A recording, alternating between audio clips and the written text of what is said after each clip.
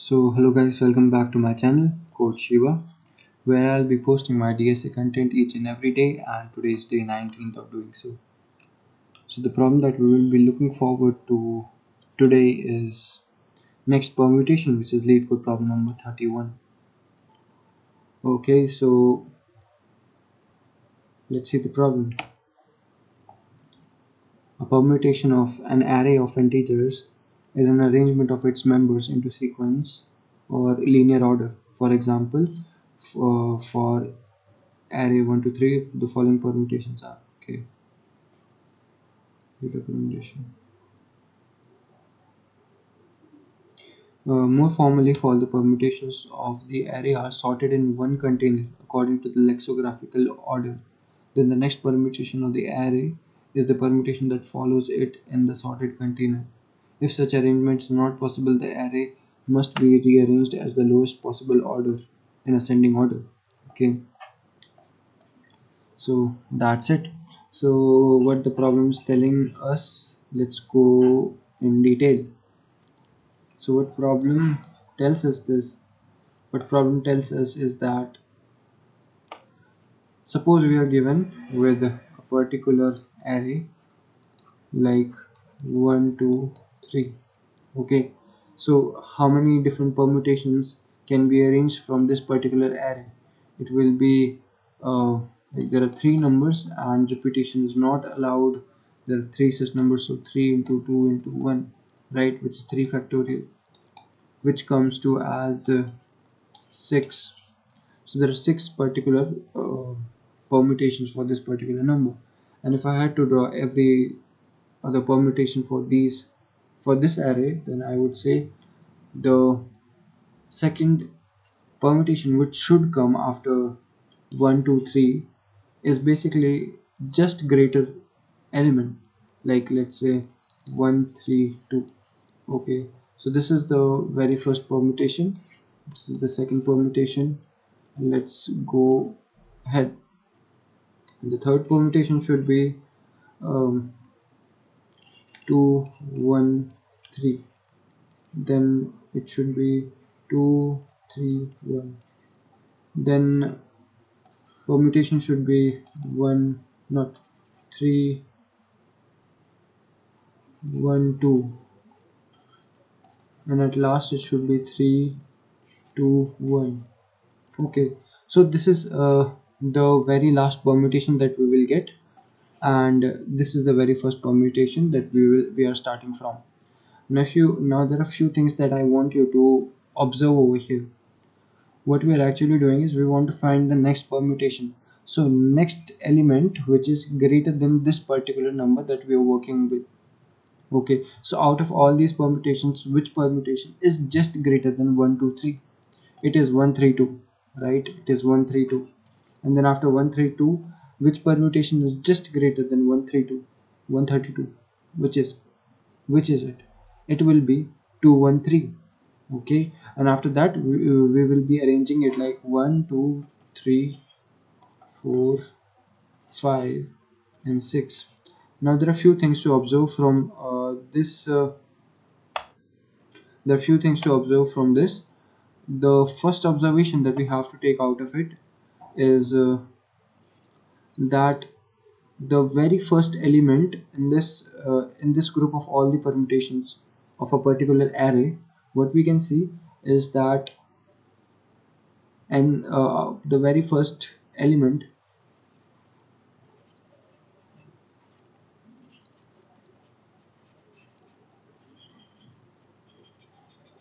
the very first element is in increasing order, right? So like the smallest element is here and the largest element is here, and between those there are certainly elements which are in between these two ranges. Okay, if you're watching my videos you can understand how I am like plotting this graph. And the second thing that we need to notice is the last number will be just opposite to this particular graph that we have drawn, and it will be in such a fashion, it will be in a decreasing fashion. So the very first element in the permutation should be in an increasing fashion, and conversely the last element within the permutation should be in decreasing fashion. Why is it so? Because if we arrange these particular numbers in decreasing fashion, we cannot get any number which is greater than this particular array, right? And that is it. If you want to, like, if this is the largest element, this is the lower element. So if this is the fashion in which I can draw in which I can draw this graph for this particular permutation, that means this is largest number that we can extract from this particular elements of array. So that's it.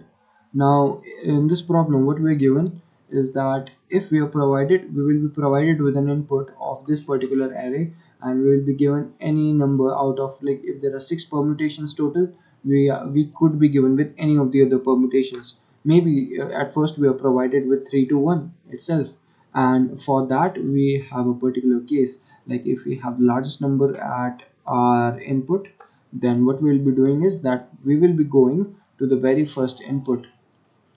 Okay, that means we will be getting ourselves the smallest permutation possible after the largest permutation is given to us as inputs, or provided to us as input. So this is it.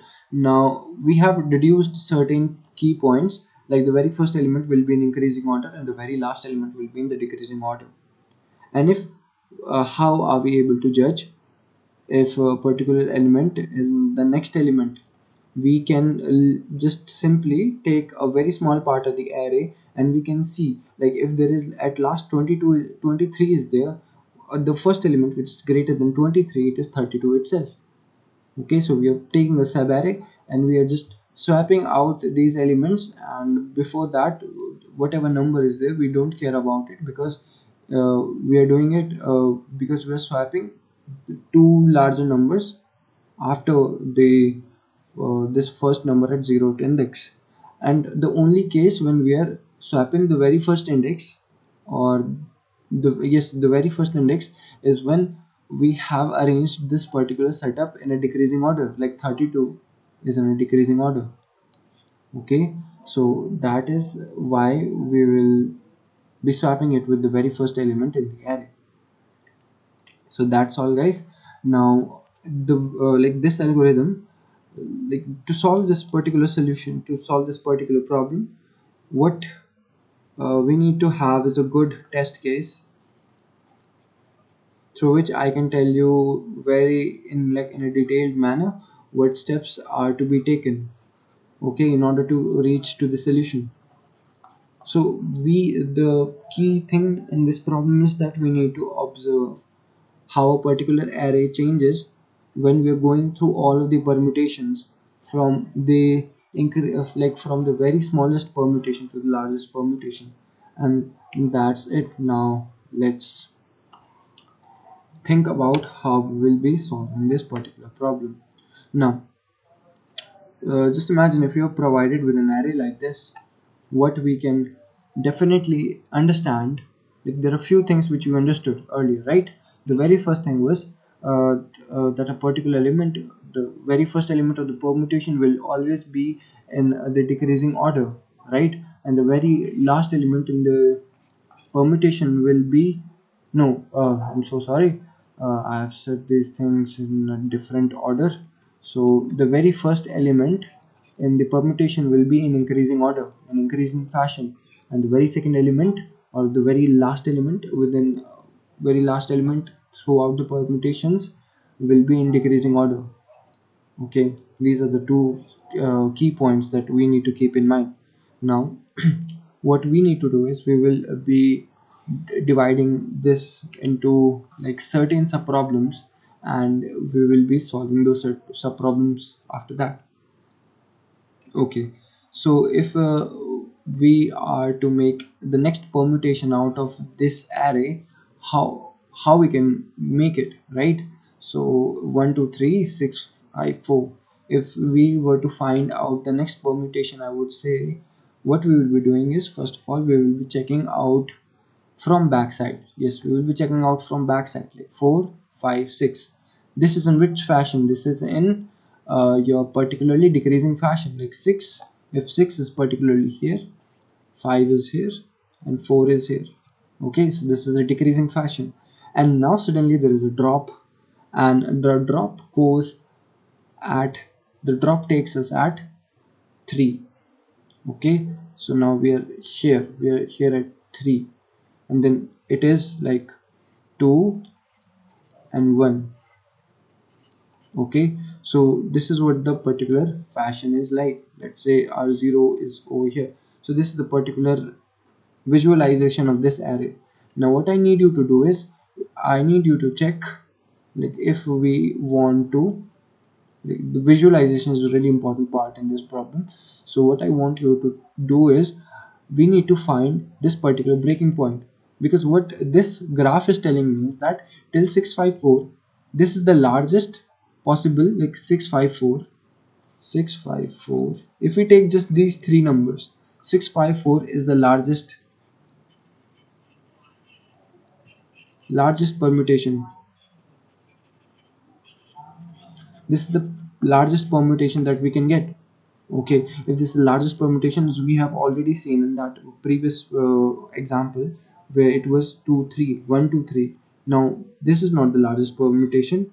1 3 2 is the largest permutation. So 3 2 is the largest permutation. Now what we are going to do is, we will be taking the other element out of this box. We will be taking 1, and we will be swapping it with this 2. Okay, so the next permutation after this particular number was 2 1 3, right? So, and there are certain steps that we will have to see. Now let's just focus on this particular step that I have told you.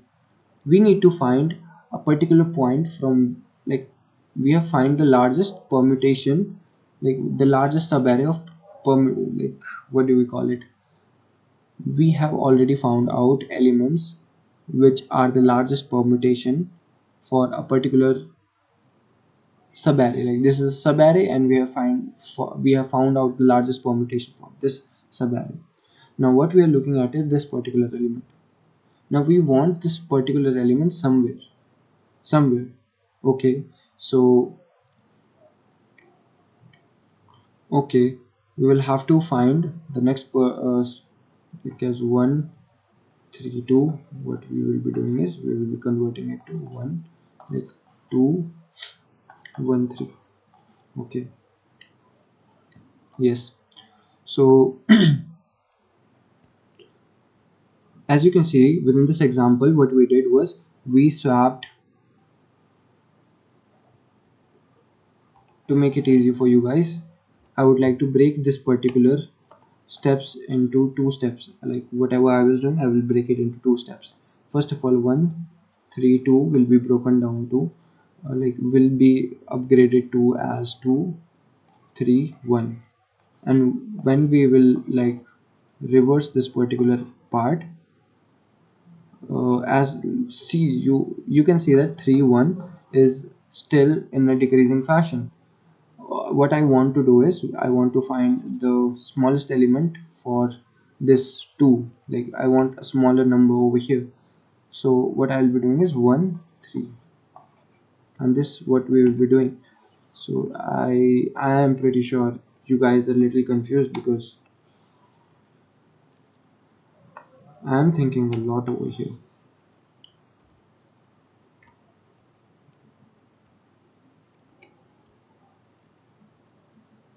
Wait a minute.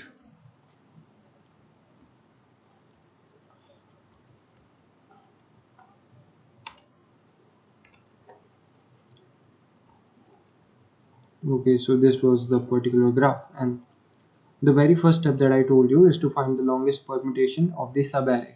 Okay, so when you have done that, you will be taking this particular element which is at our index, and we will be storing this particular index.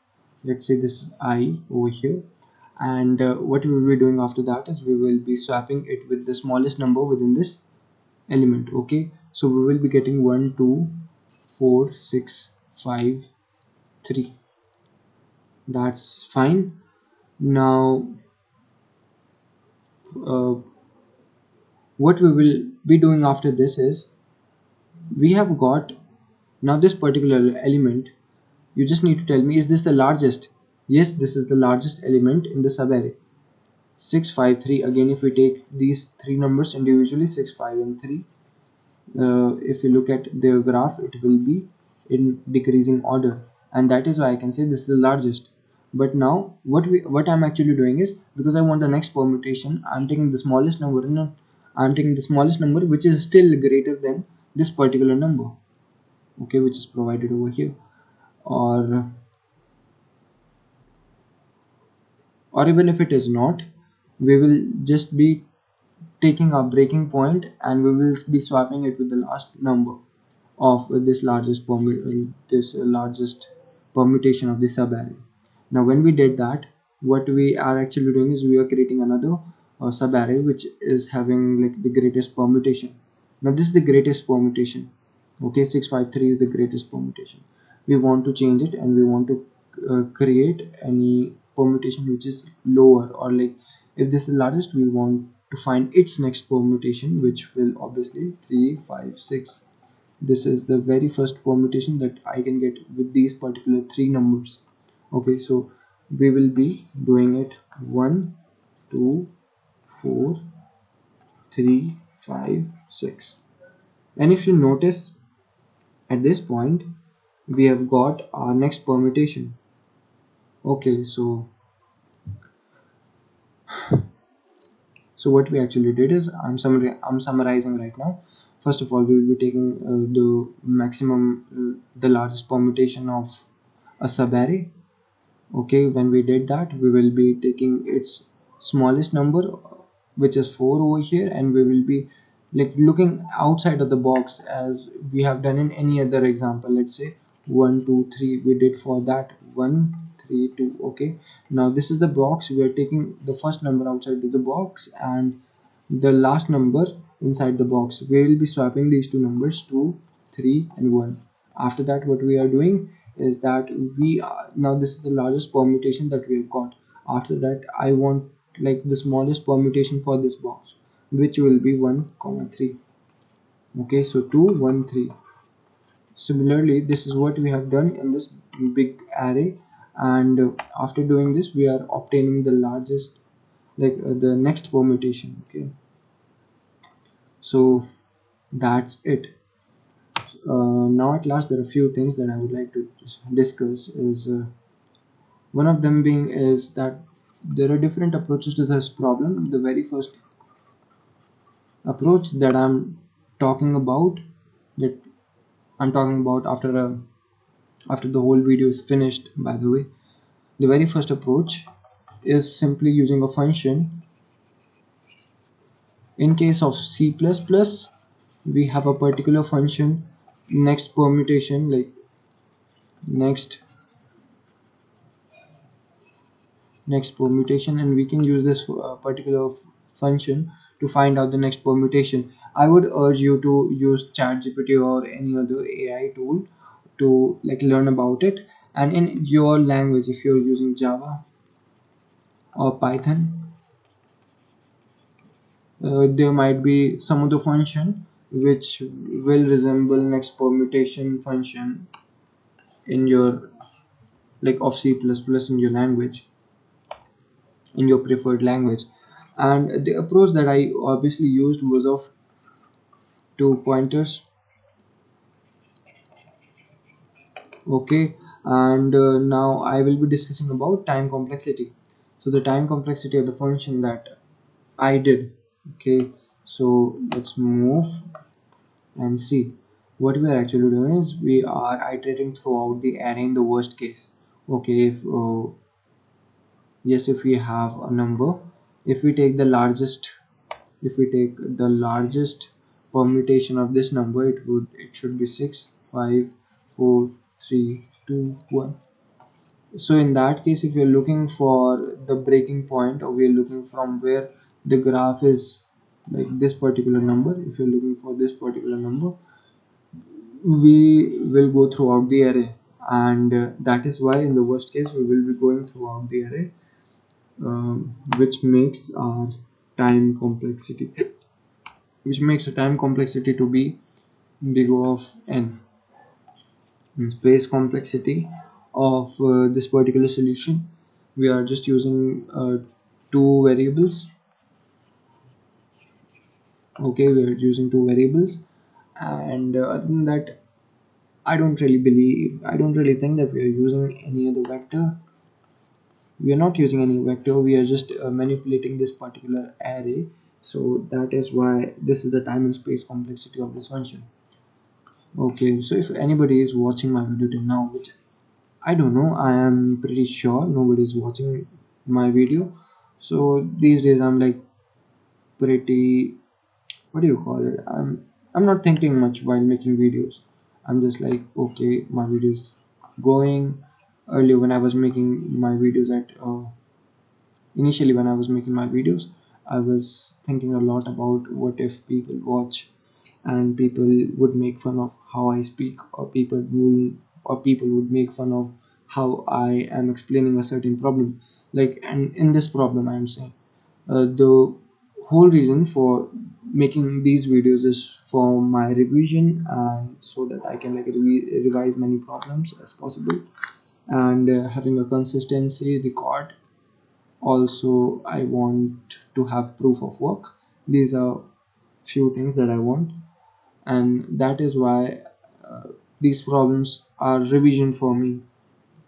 Okay, if I would have to give you a little tip for this problem, it is just to understand and visualize this problem. That's it. So these are all the things that I've taught you till now, and I can obviously implement this solution right now, but I just want to, since I'll be watching this video someday, I don't know. Yes, I'll be watching this video someday, because in my free time, that's what I do. I just watch my videos and think how could have how I could have done a little better than what I am doing right now. Whatever. Okay, so this whatever I'm talking is just an experiment. Okay, and this is the experiment in which I want to find out. I know there are not much subscribers. I know there aren't many views, and I know there aren't many comments in my videos. So if somebody is watching my video till now, I just need you to comment and tell me, yes, bro, I am watching your video and I am supporting you and keep doing your work. I would I would get a humongous amount of motivation and everything like that. So that's it. That's all. We will be using two pointers because obviously we are having two pointers. Okay, we are swapping element here and element here. We need certain elements to store the indices, and we want to like track over all where we have a breaking point, and which is the smallest element within the largest permutation for a sub array, right? That is why we are using two pointers, and the time and space complexity is all what I have discussed with you people. So let's move and look at the implementation part. So if you guys are wondering, when I'm making my videos, I actually look at the solution, try to revise it. I don't code, so this is a good practice for me that I'm actually coding the solution, because I will have errors in my code and I will stuck sometime. Because this problem, the last time that I would have solved this problem was a long time ago, and that's it. So like talking to you guys made me forget the solution, this, like, the whole structure of code, but I know I can figure that out. I have taken, like, it has been quite some time from when I have been coding. Okay, so let's go on. So there are certain things. First you need to first find the breaking point. So this is the very first step. You need to find this particular breaking point. If you find this breaking point, Then what you need to do is you need to swap it, find the first. So what we'll be actually doing is, after looking at the breaking point, we just want a certain number which is smaller than 4. Okay, we want a number which is smaller than 4, which is 3. So we are looking for the very first element which is smaller than 4.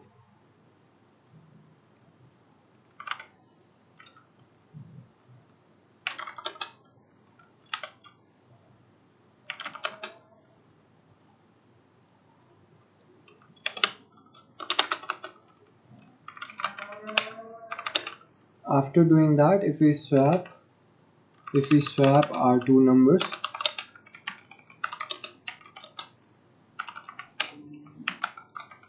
after swapping two indices, we will obviously get the like larger a larger number, as I have seen here, like 653 is the largest permutation.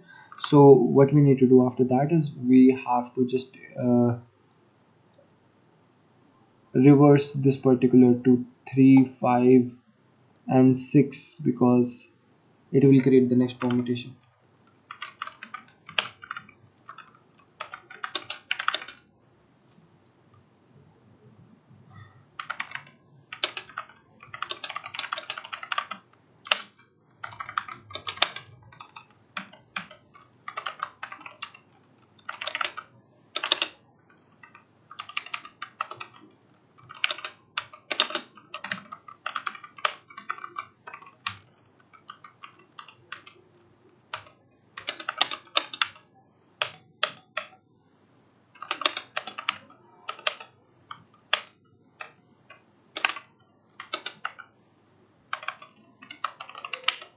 Okay, so I want to look at the very first number which is not in this particular decreasing fashion. So we need to find a smaller number. Okay, if I am at ith position, which means if I am at 4, I'll be looking at previous index and I'll see if it is greater than 4. If it is greater than 4, then I'll take my ith pointer and I'll update it to 5, and then simply again I will do the same thing and I will see is 6 is greater than 5. And when I'll be at 6, then I'll see the previous value of I, like the smaller value of I, and when I look that this smaller value is actually smaller than the current number that I'm right now processing, that means that there is a breaking point, and I'll be taking that index and I'll store it somewhere in a variable.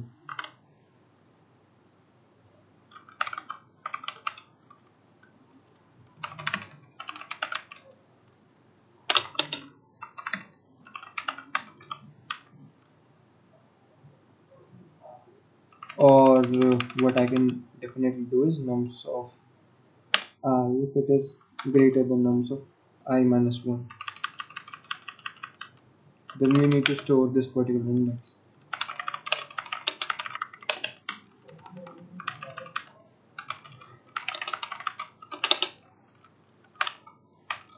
We can have this particular number initialized to minus 1, because oh, okay, so since every particular element inside the nums array or this nums vector will be a positive value, and yes, every value will be distant integers. So what I can do is I can initialize this particular index at minus 1. I'll store index equals to, like, I'll be storing I minus 1 over here, and I will break break from the loop. Yes, now I will have a check if index is valid. If index is exactly equals to minus 1, then return index.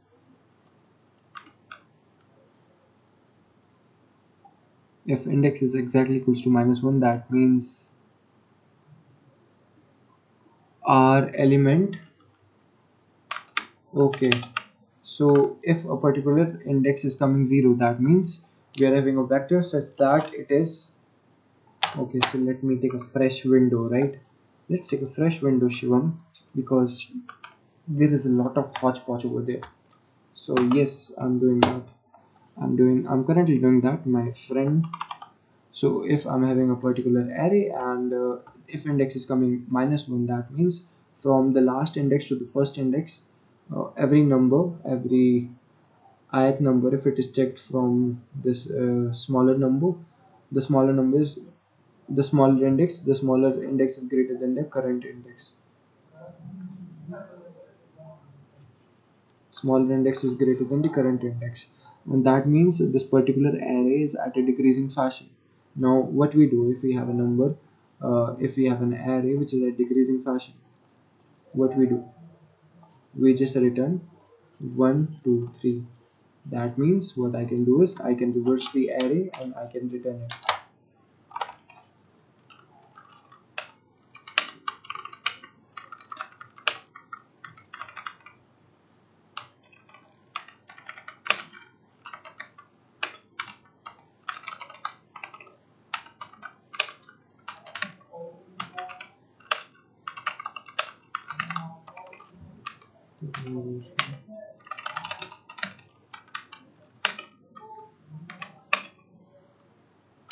Okay, I'll be returning the array if it is the largest possible permutation, and if it is not, since I have, if value of I is not exactly equals to -1, that means we have some value at index. Okay, so there is some particular value which is acting as a breaking point.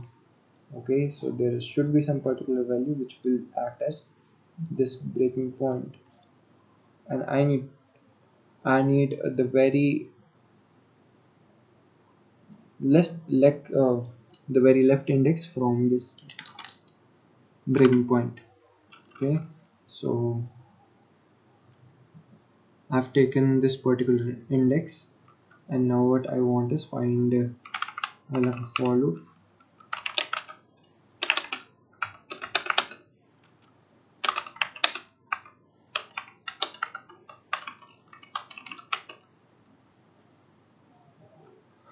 Okay, so I need to find the first number which is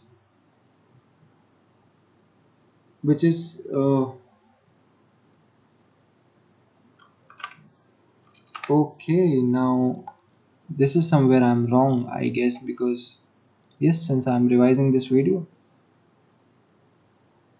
I think I'm getting something wrong. Now this logic where I am swapping elements, right? What it wants, like if a particular number 6 5, it would have been 1. Let's see. We will figure it out together, guys. Let's see. So 1 2 3 6 5 2 3 6 5 1. Let's take this example. 2 3 6 5 1. Okay, so this is largest. Now this is the box, and after box, this is our breaking point. Now which number shall I replace? First of all, let's find what the next permutation actually is over here. 2 3 6 5 1. So the next permutation should definitely be 2. Okay, we know that this particular number will stay. Only the manipulation will occur at this particular subarray. Okay, so which element shall I replace? If I would do 2 1 6 5 3, and let's say if I am rearranging it to uh, I will take 2 1. Okay, and then I'll have 3 5 6. Now if you look at this particular number, it is even smaller than the original number that we were working with. So this particular logic will not work. This is wrong. We will not take this one, and we will not look and swap for 1 with 3. What we will instead do is, if we have this particular number, the next permutation shall be like 2.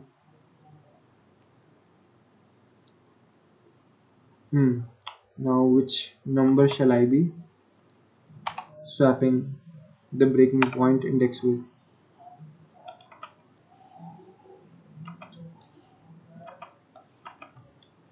Which number? 2, 3, 6, 5, 1. Okay, so this is the particular number, and since I've got the breaking point which is over here, I want to swap it with any other number within these three. Which number will I be choosing? The very I think it should be the very first element which is greater than 3. So now if I am swapping 2, 5, 6, 3, 1. Okay, now 6, 3, 1 is still the greatest permutation, right? And if we 2, 5, 1, 3, 6. Yes, I think I've got my answer, and this is the very next permutation after this particular number. Because if I will use 1, we will get a smaller value. If there would have been a number which is maybe like, if our numbers would have been in such a way that there was a smaller number than 1, or if this particular subarray consists of greater numbers other than this particular one. Okay, so what I'm saying, forgive me for this, I actually get confused sometimes, so this is in my human nature. And so what I'm trying to tell you guys is that we will be taking the after like breaking point. This is a breaking point. We'll be swapping a breaking point with the first number which is larger from left hand side, which is larger than BP. X which is larger than, yes, X, we want such an X which is larger than BP when we are looking from like the last position to the first position. Okay, so let's do it.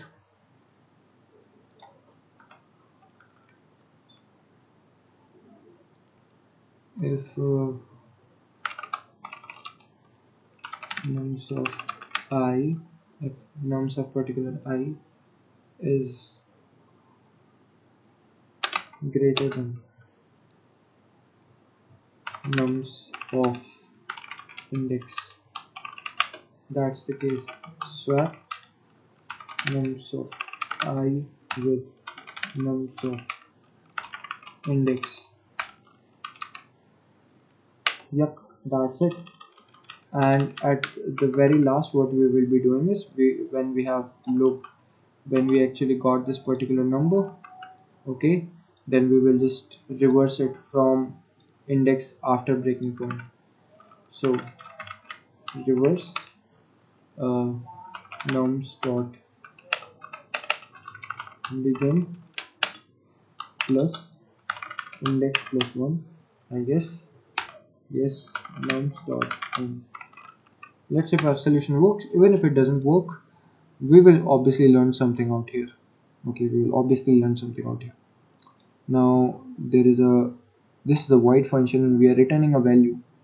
So guys, this is the return type of this particular function is void. That means we shouldn't be returning any value. So I just need to return nothing, right? Nothing. And yes, now there are no errors, but yes, there is something wrong with this implementation. If the test case is 1 2 3, I'm getting 1 2 3 back. If this test case is 3 2 1, I'm getting 2 1 3. Okay, 3 2 1 should be 1 2 3. Reverse. I think we should just do index because begin. Okay, still nothing is correct over here. 1 2 3, 1 2 3. Nothing has changed. 3 2 1, 1. In this case, I should have returned reverse of this, right? Reverse nums.begin.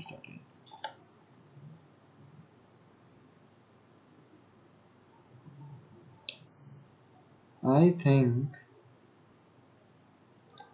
I should also have a written statement over here, because then this particular block of code is running, which I don't want.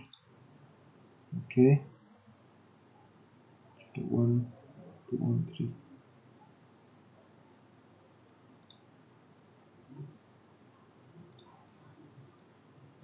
So not every element is distinct within this nums vector. It's so strange that I'm looking at these test cases now and I've written code.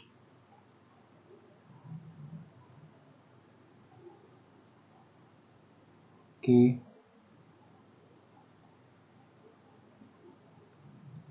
if I don't write this part over here, what will happen? I just want to check if yes, nothing is happening.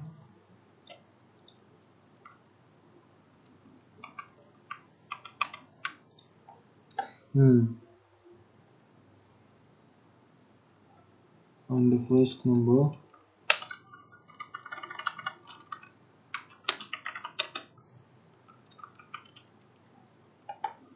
okay, are we swapping our indices?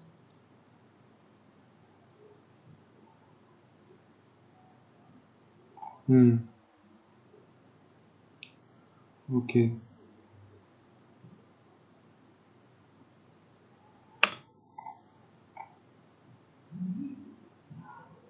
Should we be taking our index as I? Because our value is getting. No, this is really wrong. But why is my test cases coming like this?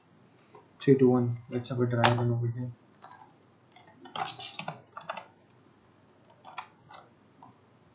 So 3 3 2 1. If I've got this particular number, what I'll do is reverse, right? 1 2 3. I just want to understand what is happening over here. Index minus 1.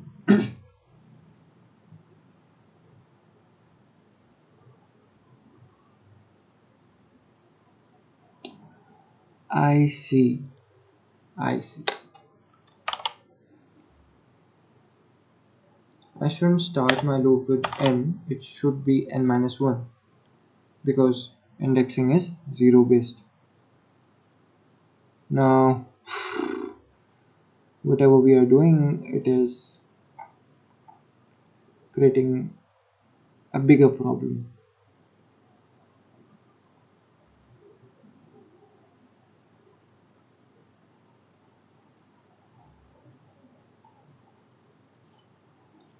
Runtime error, addition of unsigned offset overflow. Addition offset overflow. A particular number is overflowed. That means its value is greater or smaller than int min or int max.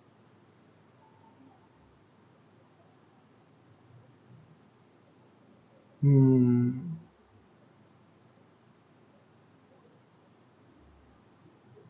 I will take some time in order to deduce whatever, like debug this particular code. This is the part of software engineering. This is the part of coding, right? So I'm not a YouTube teacher who will teach you certain things. These videos are just for me to look back and see how I used to do things when I was young. Okay, so let's just figure out whatever the problem is. I'll be doing it by myself. I'll not take the help of ChatGPT or anything to become fake. I'll just do something by myself. Just start a timer and look. Index. The very first goal. Find the breaking point. Okay. Yes.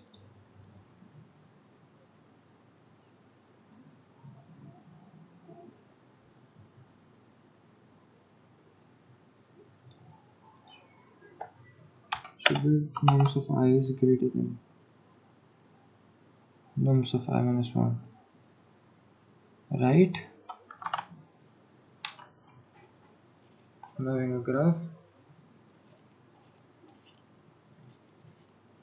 I, I, a particular number should be greater than the current number. So I minus 1 should be greater than I. Or if I want to find the breaking point, I minus 1 should be smaller than I. I minus 1, if you want to find the breaking point, I minus 1 should be smaller than I.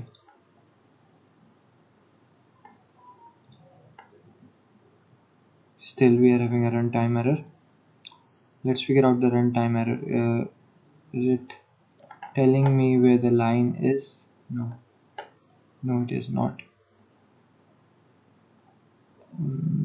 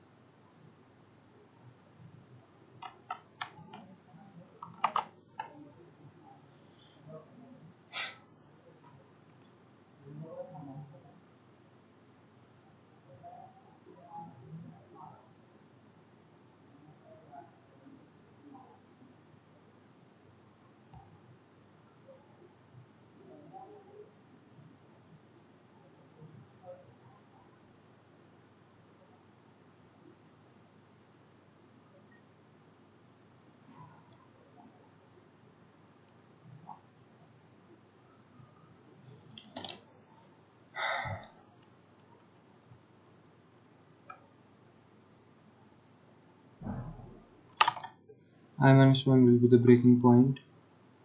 That is what I'm.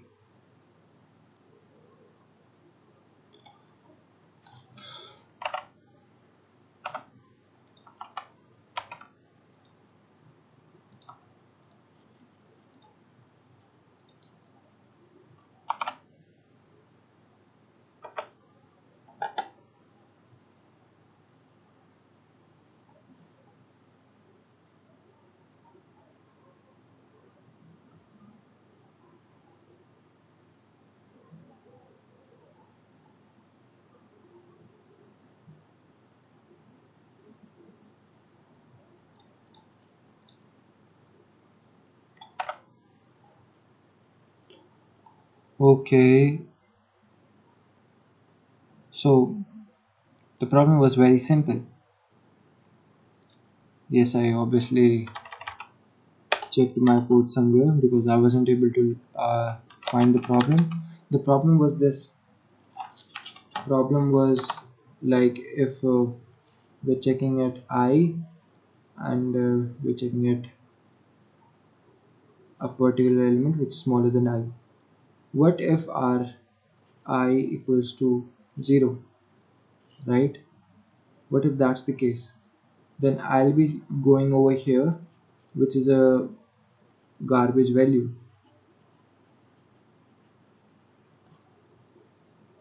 Yeah, this is a garbage value. So I should be checking I till 1.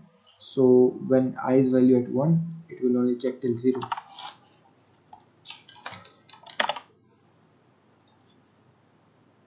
Let's see if there is any other problem with our code.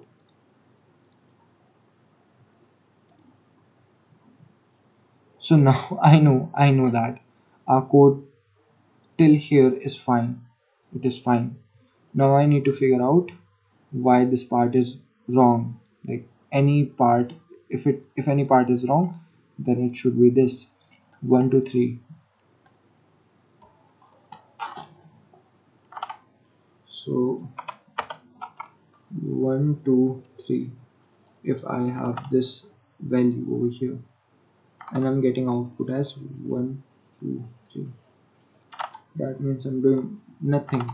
So the breaking point over here is, if you look at the breaking point, 3 then 2. We're checking and this is our breaking point, right? This is our breaking point.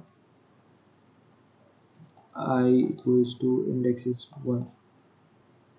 Now when I've got a certain value as index, find the first greater number than, like, this particular value of 2. It is 3 itself.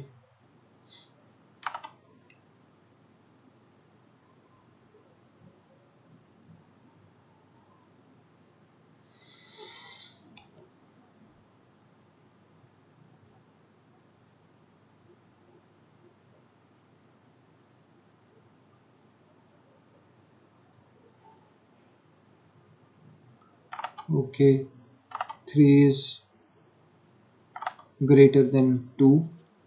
That means our I should be swapping 3 with 2. I 3 2.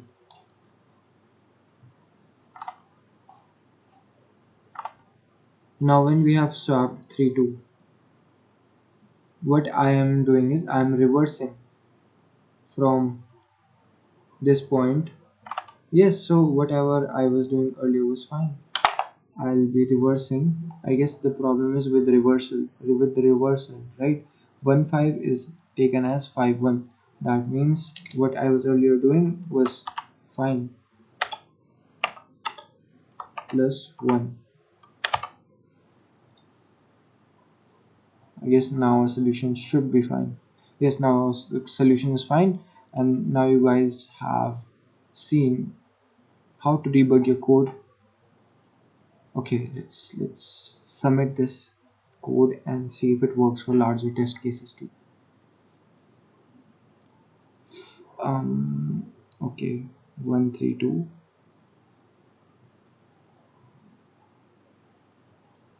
132. So this is what happens. Even though I've solved this problem earlier, like over a long period of time, and when I'm solving this problem again, even though I know the solution, but there is still some bug, there is still some problem with how I understood the problem, because otherwise the problem shouldn't have been created in the first place. That's why revision of these problems is a must. 132. Now if I look over here, this is the breaking point at this case is this. Since I've got my breaking point as 1, I'll be looking for the very first number which is greater than 1, which is 2. Now what I'll do is 2 3 1, and after that 2 1 3. 2 1 3 is expected, but we are getting 3 1 2. We're getting 3 1 2. 3 1 2 is really different.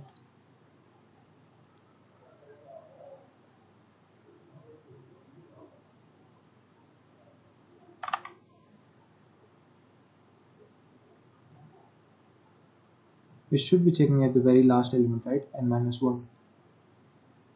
Yes. If n is 3 should be checking till. It should be starting to check from 2. Okay, second index.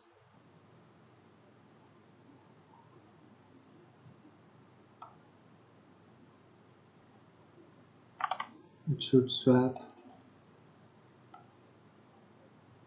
2, 3, 1. Then from index plus 1, I shall be reversing this.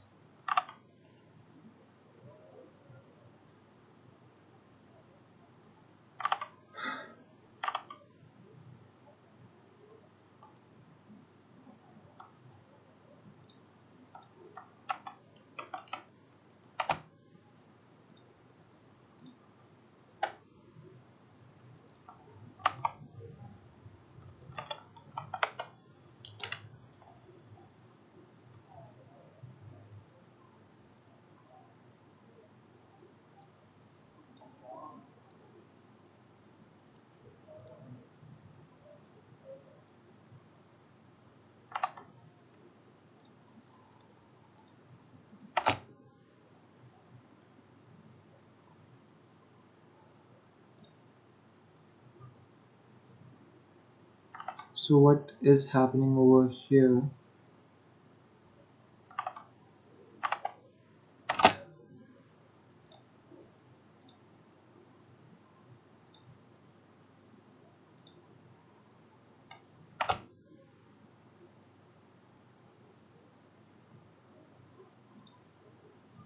So what is happening over here is that we need to find the first greatest element, then a breaking point.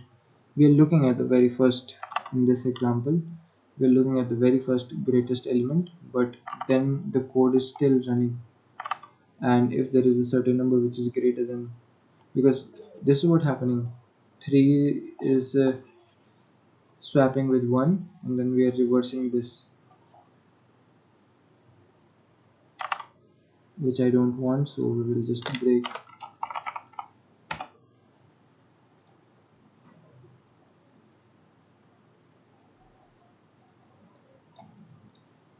Let's see if our code is working. And yes, so it has taken me an eternity to solve this problem, guys. I am sure you know why. Because I don't know, I just wanted to make a different content today. I just wanted to be more authentic. And yes, I would be lying if I'm saying that I didn't use Chat GPT. I used Chat GPT to debug my code at certain points, but yes, now I understood it, why there were certain bugs, why I needed a break statement here, and why I wanted my code to terminate till 1. These were two problems that I figured out, like I faced when I wrote this code again after a long time. Okay, so this is a teaching to any one of you guys who are solving LeetCode problems, that you must revise your problems, you must revise your solutions and everything, whatever you're doing, the problems that you have already solved, so that once you come back to those problems again, uh, you will definitely learn a lot from that particular problem. It will teach you a lot, as you will have a good understanding on how that problem is solved if you will solve that problem again and again. So now my understanding for next permutation has reached depths. Now I know if I will write this code again, it will be flawless. Okay, so thank you guys for watching my video. I know till this point nobody would be watching my video, but yes, if somebody is watching, thank you guys for watching my video, and goodbye. Not goodbye. It will be let's code for another day. Thank you.